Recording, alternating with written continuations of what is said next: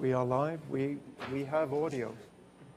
So what I've learned, and this is maybe one of the other many traditions at Silicon Flatirons, is the moderator just has to start talking, and gradually people will filter in. And it's often the case, if not always the case, that the conversations outside seem more interesting than the conversation inside, at least until the conversation inside begins. So let me just set the scene. I'd like to introduce our speakers. As always, I commend the bios which are in the leaflet to you. Just to introduce folks briefly, we've got Rob Alderfer, who's a Principal Strategic Analyst at CableLabs. Next to him, Dean Brenner, who's a Senior VP for Government Affairs with Qualcomm. Next to him, Charla Rath, who's VP for Wireless Policy Development at Verizon. And at the end, Jennifer Richter, who's a partner at Akin Gump. I'm very grateful that all of you are here. I'm also very grateful that all the panelists are here, without whom we wouldn't have a panel. And many of them have come a very long way. So I'm grateful not only that they're spending their time with us, but that they spent all the time traveling from places like Barcelona in the Middle East, DC. So folks have come a long way. Thank you very much. Another thing in terms of what we're going to do is we'll start by just chatting. I'll chat with each of the panelists, then we'll have a discussion, a conversation amongst the panelists, and then we'll move to audience input, comments, questions.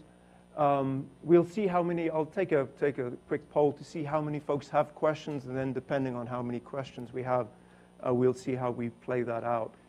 So this panel, this whole session is fascinating to me. I suspect every panel wanted to be at the end in order to be able to learn from what the other ones were saying.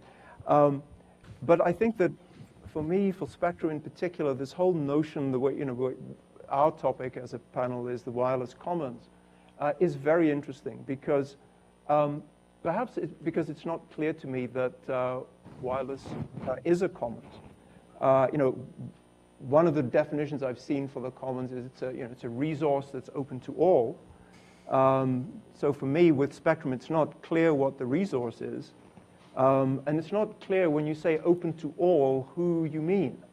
Is this all members of the public? Who are actually the stakeholders? When I think about a commons, I think of pasture. And so I can think of the folks with their sheep. If I think of fishing, I can think of the fishers.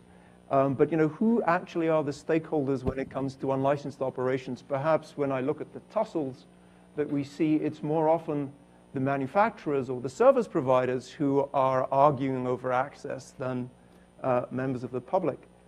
Now, somebody who's thought a lot about that is Rob. So let's start with you. I mean, do you have any thoughts about what is this thing? What are we talking about? Sure. So perhaps in the cross-disciplinary spirit of Silicon Flatirons, which I really enjoy, I'll start with, by not talking about Spectrum, and start with an anecdote about environmental policy. And I'm not sure if anyone in the room is an expert in air quality. Raise your hand if so. Okay, maybe You're one. safe. All right. So if probably no one has heard of the town called Donora, Pennsylvania. Donora is a small town outside of Pittsburgh, and if anyone's heard of it, it's because it's infamous for what was known as the Donora smog, which was an air pollution incident in 1948, where the U.S. steel plant in town belched out a bunch of nasty stuff and killed 40 people, gained national media attention at the time. And it was, of course, just one example of what was the trend at the time, which was increasing industrialization that benefited the economy but had these spillover effects in terms of air quality. So today there's a smog museum in Donora, and their slogan is "Clean Air Started Here." And what they're referring to is the Clean Air Act, which passed in 1970. So that's 20 years, more than 20 years after this Donora smog incident. And just to bring it around to the current discussion, air is really the classic example of the commons, or at least one of them. And the Donora smog is maybe an example of the tragedy of the commons, where there is a shared resource by all that is depleted because of negative externalities or the consequences that users have on others. So today we have a pretty robust policy and industrial infrastructure around air quality. And I think that that's a really important parallel to look at that history. To bring it around to spectrum, when we talk about spectrum as a commons, often what people refer to or think about is sort of an unregulated space. And to the extent that there's concern about a tragedy of the commons, the response has, at least historically, been to either privatize that space or to let the tragedy play out. But I think that really is the wrong lesson from examples of the past, including the one I just mentioned. It's not to abolish the commons or to allow its depletion, but it's really to find the right policy environment to allow it to thrive. So that's not to say, of course, that there's no role for property rights in spectrum, and I used to be in the government, and one of my main jobs is making spectrum licenses available and more plentiful. So I really do think there's value in licenses and property rights in spectrum. But also I think it's pretty clear that there's a big role for the commons in spectrum, as you see in the growing usage of Wi-Fi, Bluetooth, and other technologies that use the unlicensed spectrum. So today in the US, I think we have a very limited policy framework around the commons. There is essentially a limited set of rules that govern transmit power, which you might think of as the fences around the public park, but not much else. It's not, that policy that we have in the US is not the same in other jurisdictions. In other jurisdictions like Europe, for example, there is more of a formalized etiquette about what one may do in the public commons, the unlicensed spectrum. It's actually known as listen before talk, pretty appropriate term for sort of a basic level of politeness in unlicensed spectrum. And I would observe, I think, just at least in closing off this segment of the discussion, I think we're in very early days in terms of commons policy around spectrum. If you look at the historical example that I just mentioned, 20 years after national media attention was focused on the issue, we got the Clean Air Act. It's been about 10 years since, less than 10 years since the iPhone was introduced, and Wi-Fi and unlicensed spectrum has really started to grow in importance. So I think where we sit today, it's a really interesting time to be asking these questions and talking about these issues, because I think we're in a position where in the spectrum world, the commons management is going to become more of an important issue and more prominent going forward. So let me just follow up a little. It sounds to me as if what you're saying is that the US needs more prescriptive rules of behavior in unlicensed bands. Am I hearing that correctly? So I'm not sure that we're there yet. The thing that has made unlicensed spectrum policy work in the past has really been two things. One, there's been an orientation by the government to make more spectrum available. Mm-hmm. That's been important, and that should continue. The other thing that's made it work is that the major users of the commons and the public park, which has primarily been the Wi-Fi, parties around Wi-Fi technology development have really been motivated and incented to work together to find technology solutions that sort of that benefit all, or at least harm all equally. And I think that that's something that has allowed this minimalist infrastructure, policy infrastructure, to sort of remain in place and remain viable. So I'm not sure that we're there yet, but it could be something that changes in the future. So I think that's interesting. We might come back to that, because I'd be interested in your thoughts and others about what the tripwires would be that would justify or incentivize going that next step. And I suppose that raises the question, whenever you're trying to make rules, whenever you're talking about governance, is there a problem that you have to solve? I'm not a lawyer, but I love spending time with lawyers, and one of the things that I've learned from lawyers is that you think in terms of cases. So, and in fact, law seems to be all about metaphor. You have one lawyer saying, well, this case is exactly like this precedent, and the other lawyer says, no, it's exactly like this precedent, and so they argue cases and metaphors. So, Charla, you've thought a bit about this. Can we look back and look at other cases that we've had in spectrum, maybe in unlicensed, that would teach us something?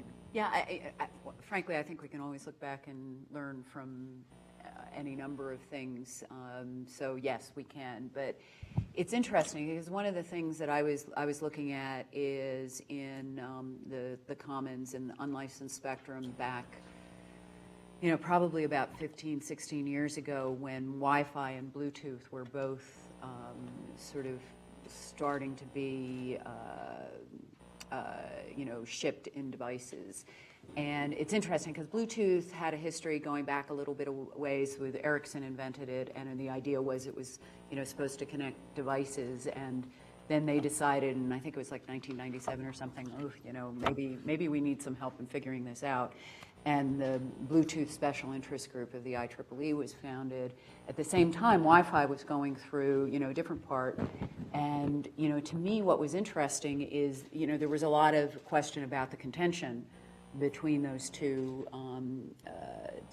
different technologies.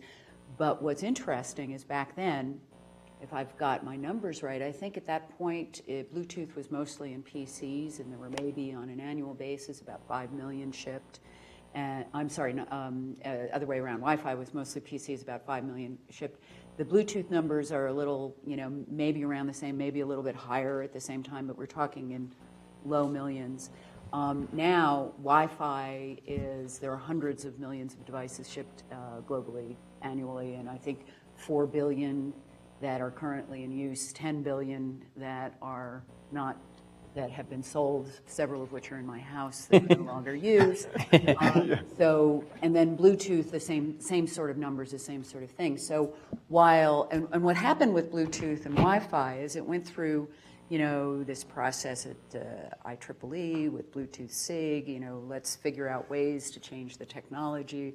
Are there things that the FCC's rules don't permit, which is basically what happened. The FCC wound up changing its rules so that I don't think, you would know this better than I would, I don't think it was exactly an etiquette, but it was more sort of a change to the technologies that would actually allow Bluetooth to operate in a way that it could avoid interference. It took place over the course of several years. It resulted in it's just that world doesn't exist anymore. And I think we can learn from that. And also the other thing that I found interesting is that it was the FCC that adopted the rules first. And then IEEE incorporated, the Bluetooth SIG incorporated it into its rules. I just don't see that happening now. I think, first off, the spectrum we're talking about in the commons is, a lot of people like to refer to it as Wi-Fi spectrum. It's not. It's unlicensed spectrum, and there are a lot of other devices like Bluetooth that operate in it. But there may be, other devices like I'm sure Dean will talk about, and I'll probably talk about a little bit, is, LTE unlicensed.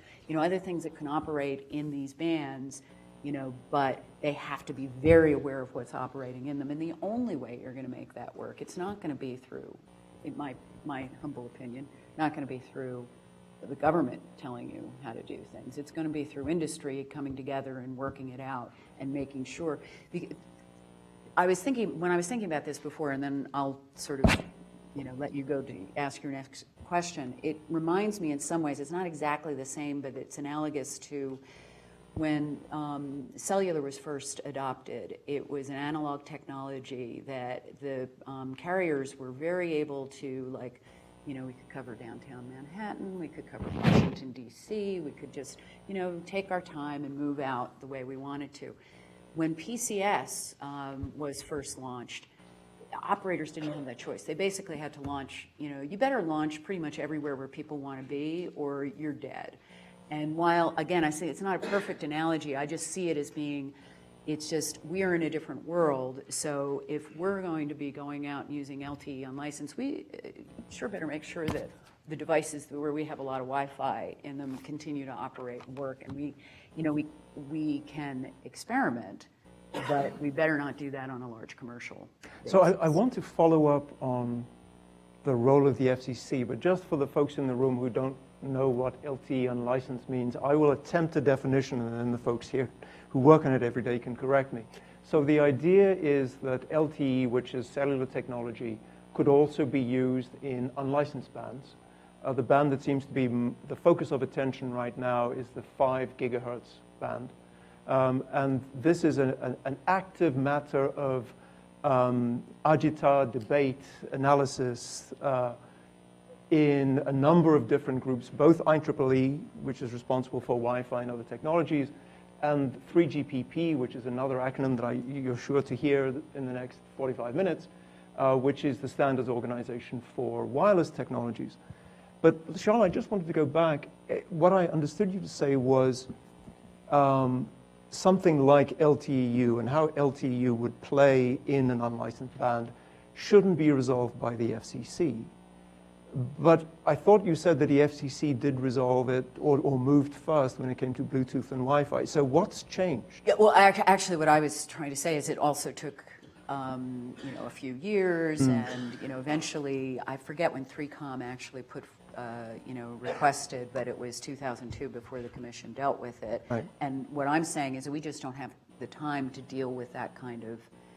Okay. It's really more a time question to me. I think you're much better off dealing with it in the marketplace, and then if there are problems, you can go to the FCC. I mean, obviously that they're a place you can go. Okay. But I wouldn't recommend doing it first because I think it would just slow things down. Okay, and the whole point of this band is innovation. I think that's right. It's. The FCC is slow. 3GPP is not known for being fast. Well, I almost made that comment. Yeah, so maybe this is I a almost chance. made that comment, but that's a good one for you to. Yeah, so let me address what's changed. So one of the things that's changed is, so we're Qualcomm.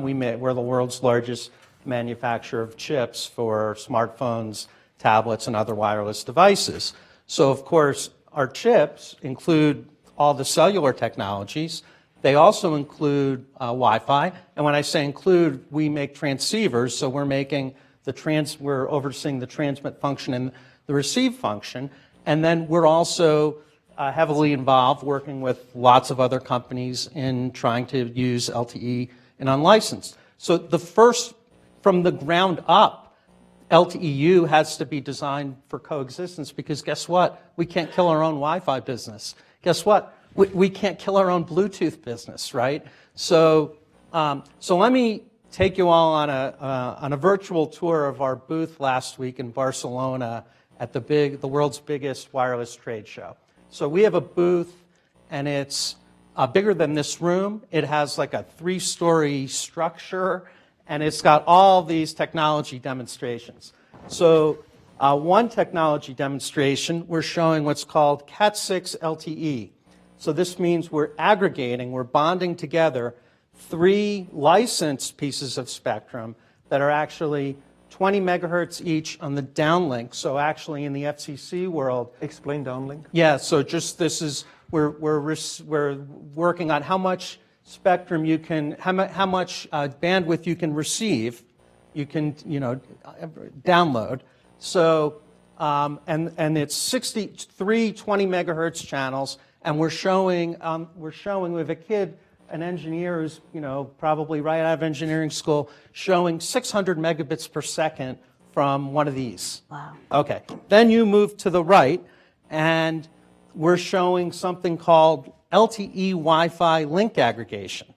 So in this demonstration, we're showing LTE transmitting and Wi-Fi transmitting because there are, some cellular operators around the world, such as AT&T, others who have their own, Wi-Fi deployments. And we're showing at the handset with a new chip and at the base station with some new software, the Wi-Fi data stream and the LTE data stream are being aggregated instantaneously in the phone, and we're showing, tremendous gains in data rates, tremendous increase in capacity. Okay, now move to the right. Right next to that, we're showing this Wi-Fi LTE link aggregation as the baseline, and we're then saying, okay, we have 3 access points on one side and by one operator and 3 access points by another operator, and we replace one of the 6 access points. Instead of doing Wi-Fi LTE link aggregation, it does LTEU. LTE and unlicensed spectrum. Now, what does that mean? That means it's doing this carrier aggregation that I described, except instead of using a licensed band to aggregate, it's now aggregating in the 5 gigahertz band. Now, Rob, as you know, there are 2 flavors right now, and there will be more of LTE-U. This happened at this booth, happened to show the European/Japanese variant with the LBT protocol that's set by ETSI, the European standards body. And so we're showing not only LBT means? Listen before talk, and we're not only showing a tremendous gain in data rate, but then we have a pure Wi-Fi access point that we're showing, and it's the coffee shop. It's not it has no operator attached to it, and we're showing not only no degradation, but when we switch to LTE-U, it actually increases its throughput for reasons I could explain. Then move to the right. One more to the right, and at that one we're showing a different form of LTE and unlicensed. This is for places like the United States and India and Korea that don't have the listen before talk, capital L, capital B, capital T requirement. But again, because we have our own economic incentive at Qualcomm not to kill Wi-Fi, because we have a Wi-Fi business, and because all the operators who are going to deploy LTE-U, like Charla's company, have Wi-Fi in all their devices. So even if it's not their own Wi-Fi, they can't kill it. I mean, there will be mayhem. So what's interesting about let me finish. And so then, let me just finish the tour. So, there's so many displays. I'll truncate it, I promise. This room, yeah. So, with the American version of LTE-U, we show not only that it increases throughput, but we're again doing the same kind of carrier aggregation. So we're just using it for the downlink so far, and then we show how it coexists very, very well with Wi-Fi. And all of a sudden, as we replace Wi-Fi access points with LTE-U, the Wi-Fi throughput in this version increases. Yeah, it's a now, free, and then I'll finish the tour with, and then we have pure Wi-Fi, because again, we have a Wi-Fi business. Wi-Fi is not doing nothing while all this is taking place. While cellular is becoming imported into unlicensed, unlicensed is also importing aspects of cellular. So we have multi-user MIMO with 802.11 AC, the fastest state-of-the-art Wi-Fi. This is all of that would have been unthinkable 5 years ago. 5 years ago, if I took you on that tour, it would be different forms of cellular. So one of the things I'd like to come back to, but I'll just flag it, and then Jennifer wanted to get involved, so I let her get involved. The thing that I want maybe both of you to help us think about is, what does this mean for the wireless commons? If you're talking about things that have a foot in both camps, what does this mean? Jennifer? Well, I just wanted Dean maybe to comment a little bit about, in these tests, were the LTE-U devices and the Wi-Fi devices using the same spectrum at the same time, or different bands? Yeah, no, the way LTE-U works, Jennifer, is, so the first thing LTE does, is it looks for a clear channel. Right. If there's a clear channel, obviously, it goes there. Right. If there's no clear channel, then it looks, and it uses a coexistence regime, depends on the 2 flavors, which one it uses. So we were showing it on the same channel. Okay. Yeah. And maybe you could just explain to the group the difference between how LTE-U works and how Wi-Fi works as a technical matter. Oh, that's... Can I take that? Because that's actually a really important Yeah, point. it is. It Go is. ahead. So just 30 seconds on why this is important. LTE and Wi-Fi, they're not orthogonal. They do not compute. They do not work well together. So all the bells and whistles that Dean was talking about was how to make LTE work in the unlicensed bands in a way that's friendly to Wi-Fi and other technologies. So I don't think he would disagree with that. The other interesting point here is that it often wasn't referred to as LTE unlicensed at the conference you were discussing. It was actually license-assisted access. So that means that you can only use this LTE unlicensed technology if you also have a licensed mobile network. So as you said, Pierre, Well, it's fit in both camps. And yeah, and that's right. LAA is the acronym, and that's where we're starting. But one can easily envision that someday, in the not too distant future, and again, part of what's driving all of this is intense hyper competition, right? Qualcomm spends a fortune on this, not just because we want to do cool stuff, although we do, but it's because if we don't, there are five other companies, big companies, startups, whatever, that are looking to dislodge us. I mean, I think that goes to the thing that intrigues me about who the stakeholders are in this commons, because my impression is that the real, the most stringent competition in this particular area, which Rob forecast we wouldn't be able to avoid, and he's right, the tussle seems to be between, for example, Nokia and Qualcomm on the one hand, and Cisco and Broadcom on the other hand. Cisco and Broadcom make their money out of manufacturing Wi-Fi equipment. Qualcomm does both Wi-Fi and LTE, but it makes its royalties, back to the previous panel, on the LTE side. So, you know, is the tussle between them, does there actually need to be a tussle? Jennifer, when you think about this, I mean, is licensed and unlicensed? Let's back off away from this if we can for a little. Yeah, because the commercial issues are different. Are licensed and unlicensed still as distinct as they used to be? So, you know, I think back in the 90s, even early 2000s, licensed and unlicensed spectrum really were very different animals and serving different purposes. But as it has evolved, and as Dean Weiser was saying earlier today, licensed and unlicensed bands are continuously, dynamically combined in your devices and in our networks. And I mean, you know, I thought it was just astounding what he had to say about AT&T and the iPhones utilizing unlicensed bands 70% of the time. That's just really quite amazing. So I think as a technical matter, they're actually functioning very similarly. And as a matter of technical rules, power limits, emission masks, modulation schemes, they're functioning in a very similar way. So maybe there isn't such a difference anymore with respect to licensed and unlicensed bands. That is not true around the world. So I'm just coming back from the Middle East, and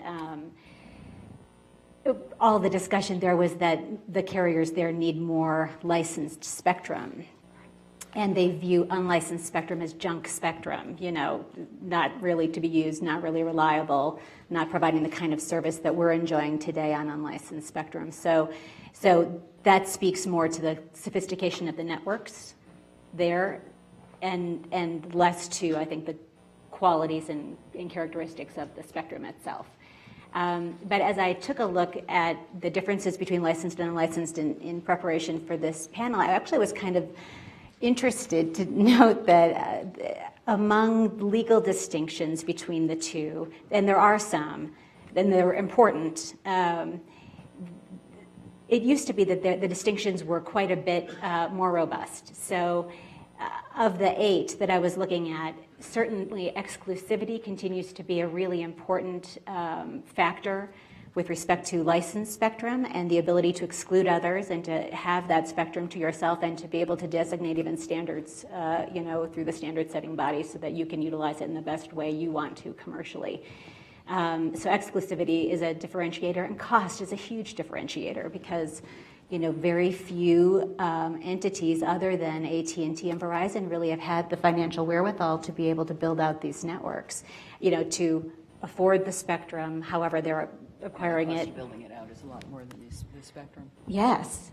So, and with the licensed spectrum, you have both the build-out costs and the cost of the spectrum. And with unlicensed, you just have the build-out costs. But those are the two differentiators. But among the others, you know, term of licenses, interference protection, service rules, FCC reporting requirements, and sort of the importance of the services today. On all of those measures, you can kind of go through it and you can see where the spectrum is starting to look a whole lot more similar, including interference protection, which is really interesting because you know, the traditional view is that licensed spectrum is entitled to interference protection, but unlicensed spectrum is not.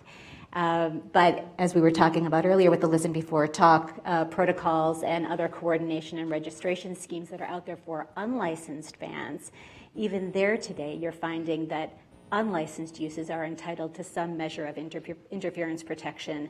And then there are also some cases and trends out there. There's this Marriott case, which is really interesting, and maybe we'll have time to talk about that later, where the FCC fined Marriott $600,000 for blocking the ability of consumers to use Wi-Fi or MiFi hotspots, on their property. And so the FCC is saying, even with respect to unlicensed spectrum, there can be an expectation of interference protection. So that's another way in which I think, the bands are starting to look a little more similar. Charla? Yeah, that actually, there are a lot of things. I mean, we actually use both licensed and unlicensed spectrum, and we still believe that there is a difference. And while I think what you're saying is probably, if you go in and you look at it maybe from the rules or maybe from whatever, but in terms of how you use it, first off, Wi-Fi doesn't have interference protection. They just don't. It's you. If you are trying to do quality of service, you don't do it on Wi-Fi. I mean, some do. I mean, there are plenty of, we all Skype, we all, do whatever on Wi-Fi. But for us, if you're planning on something that has to get through, in fact, the way LTE unlicensed is built is that, if we want to make sure that something gets through and packet delivery gets done in the right way, it will be over licensed spectrum. And what I wanted to say about this is there's, maybe the technology, I'm not sure I completely agree with you, but from an economic point of view, flexibility and exclusivity. I mean, and this is interesting. I see Gideon is still up there. We talked earlier today about, the sort of the economics of the commons versus the economics of property rights. And what the commission tried to do 20 years ago when it started to adopt flexible exclusive use. And I want to make sure that we get the difference, because licenses all have exclusive use, but not all of them have the flexibility to be able to, to change the technology when they need to. For example, broadcasters can't do that. We can. We also have a broader range of uses that we can. It used to be we could only do mobile. We can actually do mobile. We can do fixed.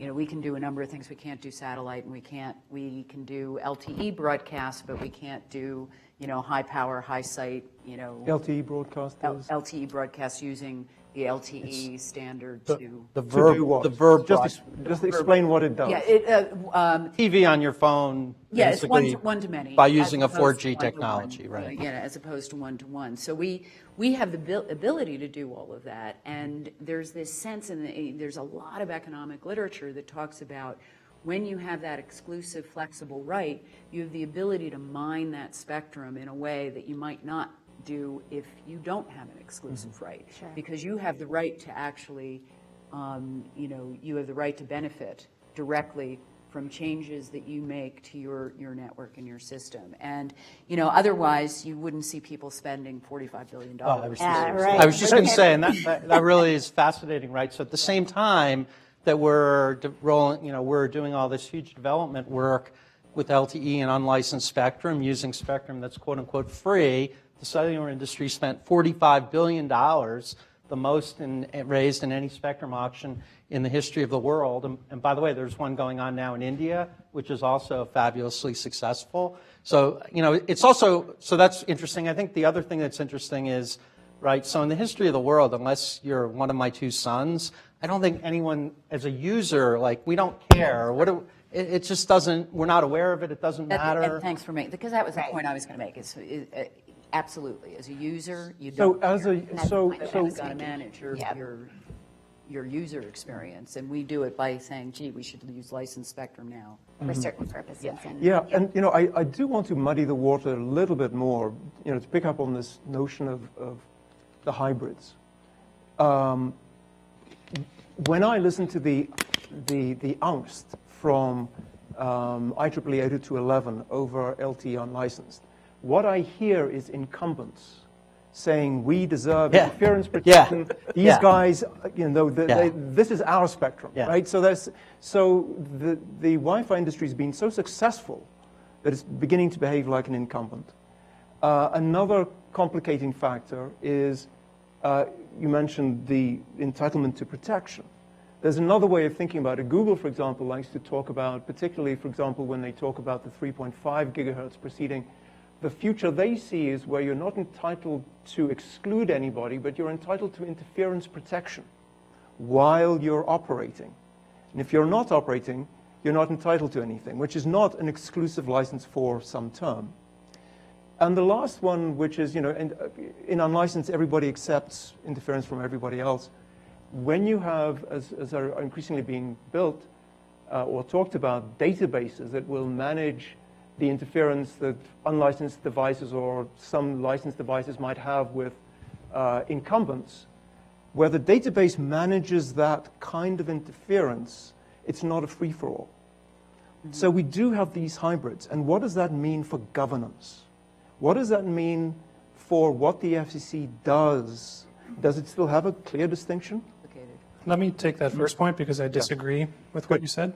I don't think what you see coming out of the IEEE is the action of an incumbent lobbying for interference protection rights. IEEE is a technical body. They're not lobbying for anything at the FCC or anywhere else. What they have done is said to the mobile industry body, IEEE manages Wi-Fi standards, mobile industry body is 3GPP. 3GPP is where a lot of the mobile industry players like Qualcomm, Verizon, and CableLabs is there as well. Although we're in IEEE and we're in the Wi-Fi Alliance, That's but right. True. So this is where sort of the action is in 3GPP around LTE unlicensed. What IEEE has said is that they would like greater rigor in the technical studies being done in 3GPP. And we obviously want to work together. And earlier this week, we presented to the Wi-Fi Alliance. So I think actually, because people could see, for example, in Barcelona, our demonstrations, I think that, yes, there's lots of uncertainty and fear, but I think that, I think as things go along, it will work out. How it should be, just to be clear. The engineers should be able to work it out. Absolutely. And I certainly hope that is the case. That's not to say there is no role for the FCC. I think FCC has a stake in unlicensed spectrum to ensure its success, whatever that means. Obviously, the first best answer is always to have the experts work it out rather than to choose sides and have to intervene. But in terms of your last point, what you said about sort of new technology approaches to the use of the commons in sort of hybridizing unlicensed spectrum through the use of a database, perhaps. That's a really interesting concept, and that could be sort of a technology evolution that forestalls the need for regulatory intervention. But I would say that we shouldn't turn a blind eye to the incentives of those that are developing technology solutions to progress the use of the commons, right? So, for example, if someone is running a database, that person is also operating a business. And so we need to look at what their business incentives are vis-a-vis the overall public welfare and maximizing use of the spectrum. I agree with Rob, by the way. Incentives are absolutely crucial. So, for example, when we've done our tests, we start by a test where we ran 8 Wi-Fi access points, all on the same channel in a very dense space. Now, as Rob knows, there is a Wi-Fi coexistence spec. All the access points are supposed to pass the spec, right? So we run these 8 access points together, and they kill each other. Why is that? Because you don't win the award in PC Magazine for the best router by being the one that's the most polite. So I do think that, I think that, in other words, by having in our example, in LTEU, because we're in developing LTEU, but we're also in Wi-Fi, we obviously had an incentive right from the beginning internally, before we talked to anyone about it externally, to develop something where the coexistence would work well. This is in contrast with, of course, the paradigmatic light square GPS example, right? So GPS is the satellite system that the government runs, that we all use for position location.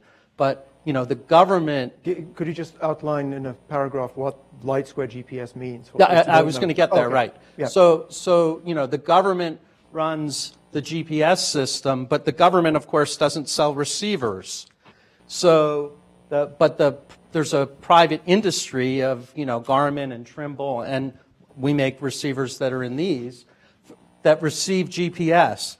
And it turns out that there were some GPS receivers that were made that actually were receiving on more than just their band, that were actually using some of the non-GPS spectrum to augment or enhance their ability to receive, so-called wideband receivers, right? So LightSquared was in this other adjacent band, and they wanted to launch a wireless system. The FCC had a set of rules, and LightSquared proposed to comply with the rules, but guess what? They would have really harmed these GPS receivers, and these GPS receivers are in all kinds of important things like airplanes and defense systems, et cetera, et cetera. And I think, there the issue was because you didn't have the same entity controlling transmission and the receivers, the incentive structure got messed up. Mm-hmm. So I'm going to turn to the audience now to get your input. Before I call on people, let me just show of hands. This is not committing you to ask a question, but who's interested in asking a question, just so I get a sense of how many folks we have. Okay. Not that many. So actually, we'll start with Austin. He gets the student prior option, preemption. No, right of first question. That's a good rule. And Thank introduce yourself again, please, for folks. Sure. My name is Austin Gaddis, and I'm a 2L here at Colorado Law. I have two questions, but they kind of go in sync with each other. The first is, as we start having more devices that are dependent upon unlicensed spectrum, I'm thinking more Internet of Things, should companies that are currently holding spectrum be concerned about any kind of confiscation of that spectrum as the demand increases? And then following along with that, and we've talked a lot today about kind of LTE uses, but as far as like high band exploration for 5G exploration, how does the Commons come into that conversation? Oh, those are two excellent questions. Very impressive questions. Do you want to answer the first? Well, I was just, when you're talking about, say, entities that are already holding licenses that may be, in fact, more valuable to use in Commons, I think, it's an interesting question because, in fact, back in 2012, when the Commission got authority to do incentive auctions for broadcast TV, what a lot of people don't realize is they also got incentive auction authority for, just blanket authority. So there is a lot of resistance to taking licenses away, and typically what will happen, the Commission will do one of two things. Rarely does, there are cases I know where they've taken licenses away, but it takes years, and it's usually for bad acts. But what it is now said it could do is either, for example, in the case of the predecessors to Dish, they gave those two entities flexibility to do the kinds of services that you're talking about. In this case, it was mobility, but you could just as easily, we have permission to do private commons. I mean, if we wanted to, we could actually just set aside a portion of our spectrum and have it be a private commons. So could you just explain what a private commons might look like? Private commons would be, it's just a term that it's become kind of a term of art to describe what, if the government isn't setting aside the portion of the spectrum, but then, a licensee does it. Or they could actually, in the case of the mobile spectrum, mobile satellite spectrum, they were also thinking about maybe doing an incentive auction, but it just didn't make as much sense because there weren't a lot of, it was a lot easier for them to just go out and give flexibility. So I think we're going to see more of that kind of thing, and this is me speaking as a spectrum policy person, not necessarily, it could be spectrum we're interested in, it could be spectrum we don't care about, but I think as a policy matter, it would be a very good thing for the Commission to move forward and try and, what we refer to as underbrush, to just try and clear out a lot of these licenses that can only be used for very narrow purposes. It raises a lot of interesting issues, particularly when you look at, one of the biggest groups that's like that are the broadcasters, and the Commission is now doing an incentive auction in that regard. But, down the road, maybe, they'd want to look at more broadcast spectrum. They can't, another thing a lot of people don't realize, they think they can only do one broadcast incentive auction. They can only do one under the rules the way the law is set up, but they can actually go on and do others. It just wouldn't have all of the incentives that are built into the law. So I don't know. I mean, it is a very good question, and it's one I think that gets at the heart. But that takes us back to the question. So let's say it makes sense to repurpose a band for, quotes, unlicensed. What flavor of unlicensed? How do we decide?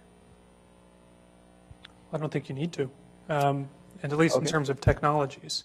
Rather than sort of picking a technology winner, what I would prefer is that as a policy matter, you look to the outcome of the structure. So how whatever terms you put around it are maximizing public welfare, maximizing use of the spectrum. So I think that's far and away above what a better solution than having the FCC determine a specific technology outcome, because that gets to the point that we were talking about earlier about the value of flexibility. And the benefits may change over time, so you want the flexibility to adapt to that. And just one point to make that I think maybe a lot of people are unaware of too is that there are very few bands that are actually unlicensed bands. Unlicensed is usually allowed to operate in bands that are, for example, what we, most of us use, Bluetooth, and then what most of us are using for Wi-Fi is the 2.4 gigahertz. And that is actually an ISM, an industrial scientific, it's where, microwave ovens are. So, there's a small sliver of spectrum, you and I have talked about it, in PCS that is actually identified for use for unlicensed, but more typically, it's an overlay or underlay. And one of the things I want to mention is that not a lot of people realize is that unlicensed is actually permitted in our bands. But it's permitted at such low power levels that you basically have to be communicating like this in order to do anything. So what Rob was saying makes a lot of sense, is that you sort of look at the environment, and this is, clearly what the commission should be doing, is sort of, that's one thing where I can absolutely see them. If you're setting aside new spectrum, you got to look at the environment and determine what the rules are, but, try not to make them so difficult that it would be impossible for anything to. Well, and I also think it's important, I think technology neutrality is a really important concept, and particularly in the unlicensed bands, it's important that the FCC sets an expectation that any technology developed for the unlicensed bands will be technology neutral and available to all, and not just, to the big carriers who might want to, use the spectrum in those bands, but that others also will have the opportunity to use the bands and to innovate. So hang on. I want to answer the 5G question, because that's also a good question. Sure. Hold that for one. Okay, I just want one follow-up. Yeah. One of the things that's an issue, and I think it speaks to this issue of the commons in wireless versus private property, is that you have bands with their licensed operators, you have unlicensed bands.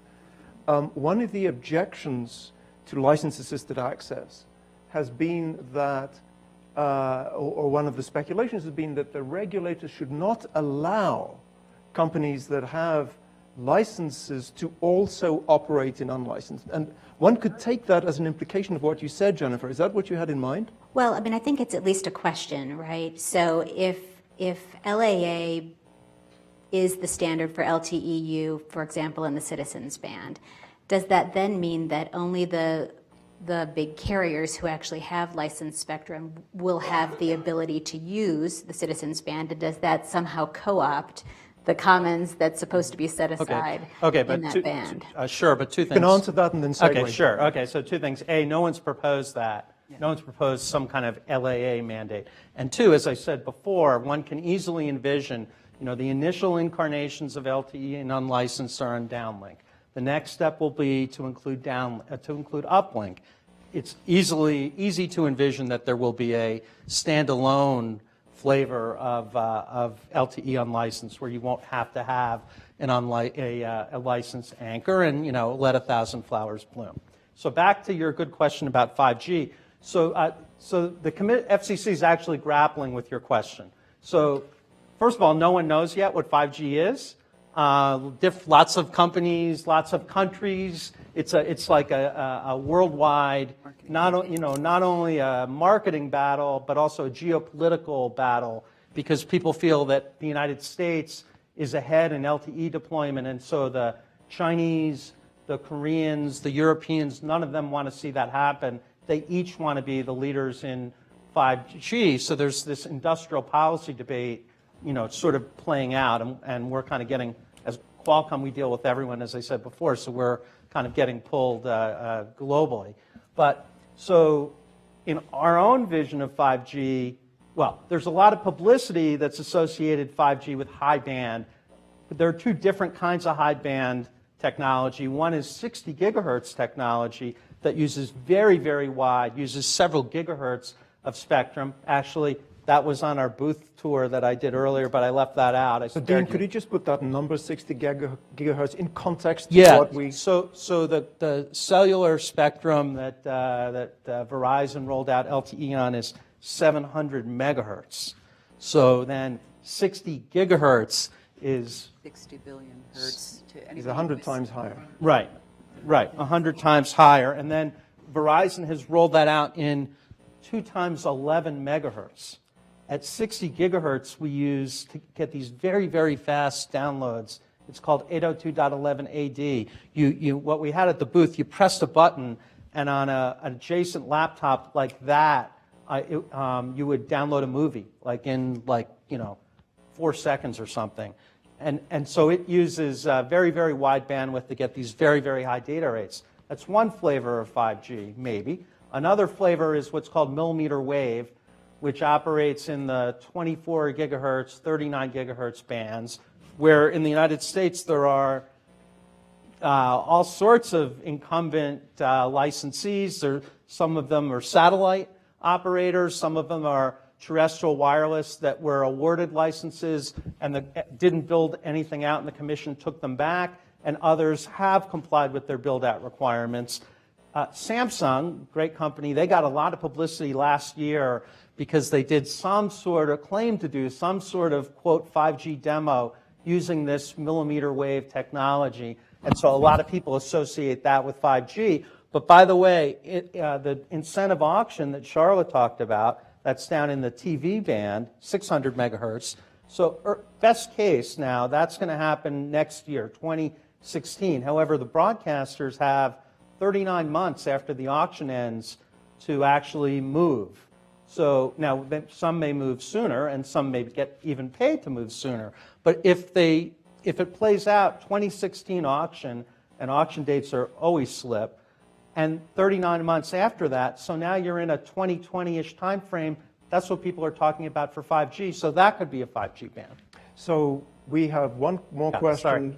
Actually, we have 2 more questions. So what I'll do is, if we could actually just take both those. Actually, we have 3 questions. So we'll just take all 3 questions or interventions in succession, and then the panel can respond and wrap. And please introduce yourself. Hi. Okay, this is my name is Valerie Schlecht. I'm the treasurer of the Denver section of IEEE, and I appreciate that Rob offered some clarification, and I'd like to clarify a little bit more. When you're talking about IEEE, in this context, you're talking about the IEEE Standards Association. IEEE in general is the largest professional association for the advancement of technology. The acronym is the Institute for Electrical and Electronics Engineers, and the Standards Association has working groups. It's very open. If you want to affect the policy on the technical level, you can get involved. So it's not like this, lobbying group or this closed, industry group. So I just wanted to clarify that, and that's it. Thank you very much. And then we have one back there, and then one over here.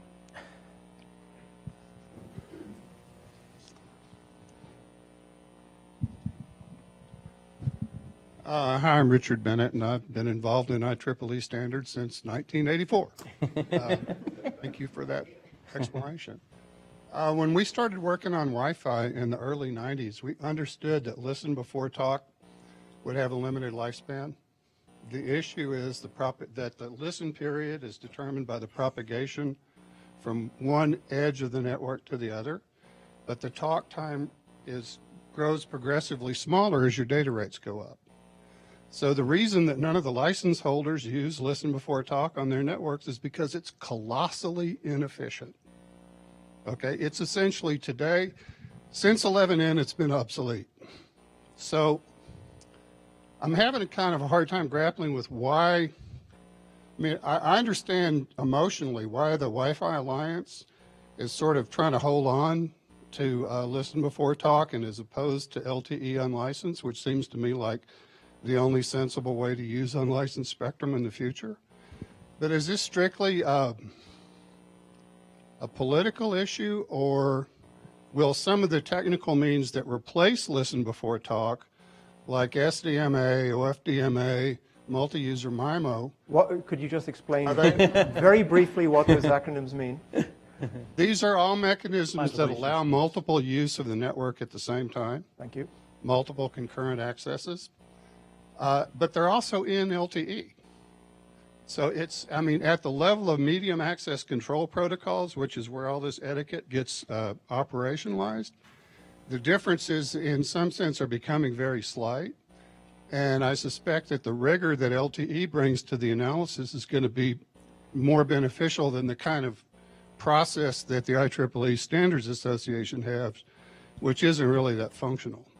But maybe you could, some of y'all that understand MAC protocols could explain your perspective on why listen before talk is not functional. Very good. Thank you very much. And then we have one last intervention over there.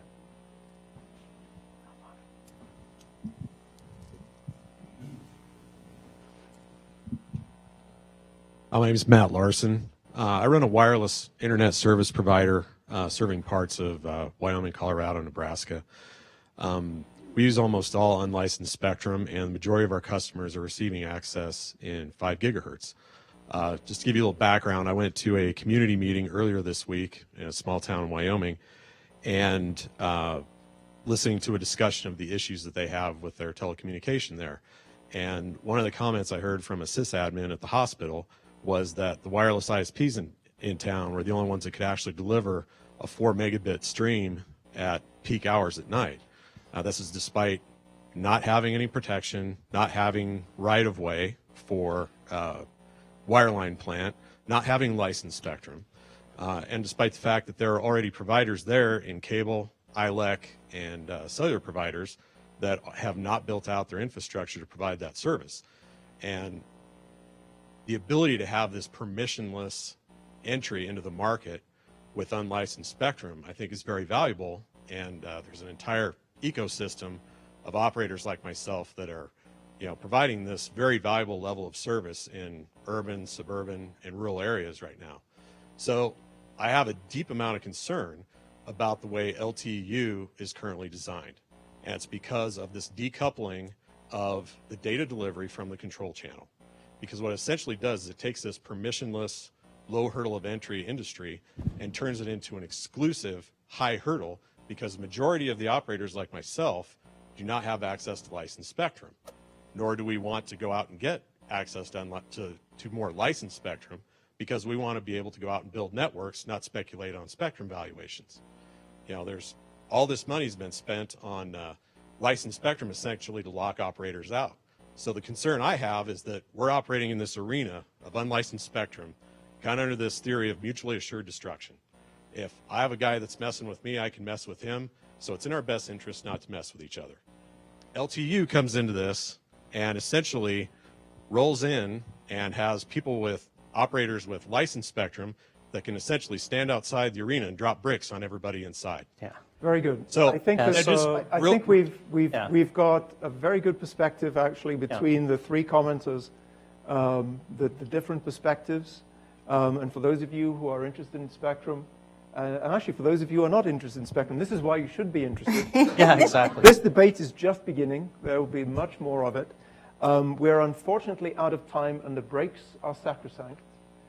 Because that's where the good conversations happen that continue this conversation. So thank you very much for the interventions from the audience, and thank you very much for the panelists. Oh, let's do that. I wanted to talk to both of them. That was good.